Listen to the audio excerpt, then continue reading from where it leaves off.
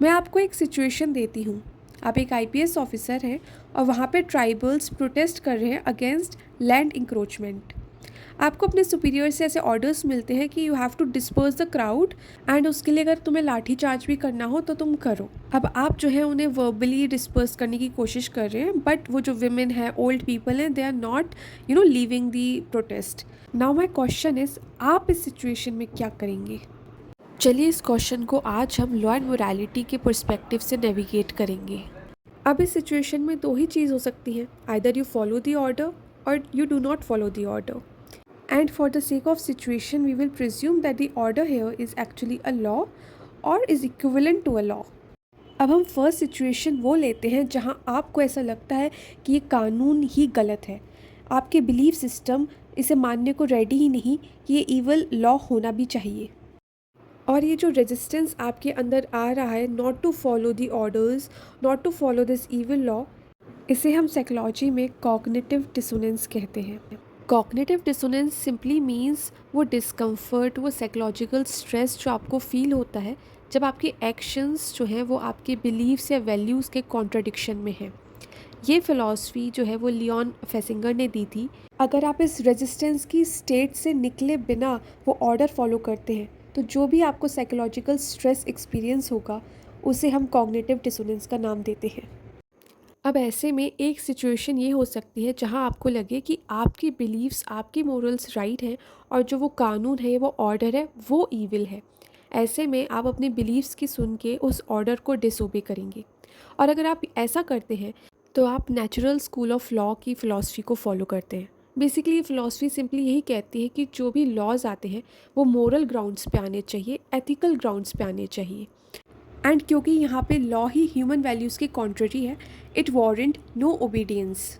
And अब हम दूसरी सिचुएशन लेते हैं जहाँ आपको घंटा फ़र्क नहीं पड़ता कि कानून कैसा है। आपका काम है लॉ फॉलो करना, अपनी ड्यूटी डिस्चार्ज करना। लॉ कैसा होना चाहिए, कैसा नहीं, आपको मतलब नहीं। अगर आप ये सोचते हैं तो आप पॉजिटिविस्ट थिंकर हैं। बेसिकली पॉजिटिविस्ट थ्योरी ये कहती है कि लॉ की वैलिडिटी मोरालिटी पे डिपेंड नहीं करती। But here is a catch, even though positivist ये मेंटेन करते हैं कि लॉ क्या है, हमें सिर्फ इससे मतलब है। लॉ क्या होना चाहिए, कैसा होना चाहिए, that is not our matter of concern. But अगर कोई अनजस्ट लॉ आप डिसोबे कर रहे हैं अपनी मोरालिटी के ग्राउंड्स पे, so that is your personal choice. It won't make a law invalid just because you think it is wrong.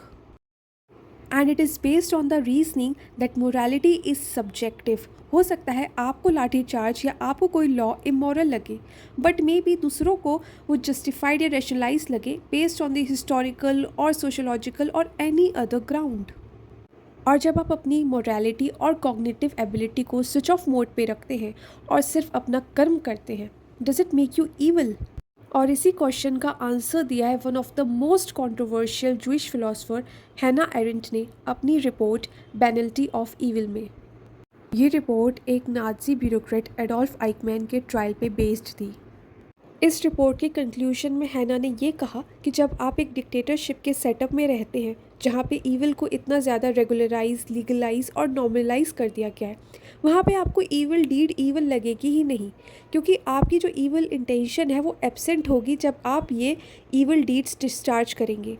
मतलब या तो आपने अपनी उस कॉग्निटिव एबिलिटी यानी कि सही गलत बताने की वो क्षमता को स्विच ऑफ मोड में कर दिया है, या आपके मन में जो द्वंद्व चल रहा था, यानी कि जहाँ पे आपकी बिलीफ, आपके मोरल्स अलग थे और कानून अलग, अब आपने अपने बिलीव्स को चेंज कर लिया है। Because it is easier to change your ideas than to change the action or the law of the state.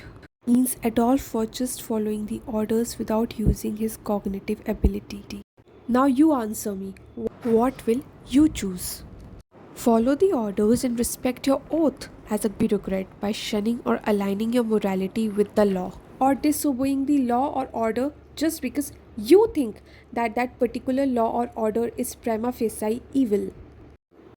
अगर आप अभी भी इस क्वेश्चन का आंसर ढूंढने में लगे हैं, that which alternative will make you evil, then मेरी जान, फ़िलॉसफी की यही तो खूबसूरती है। फ़िलॉसफी आपको आइडियाज़ देगी, आर्ग्यूमेंट्स देगी, लॉजिक्स देगी, बट कभी भी आपको एक स्ट्रेट जैकेट आंसर नहीं देगी।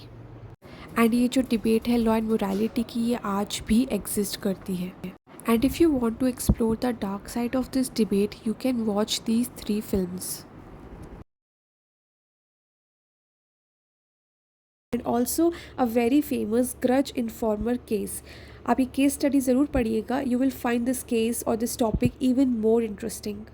And thank you for staying. I hope you liked the video. Follow for more. Bye bye.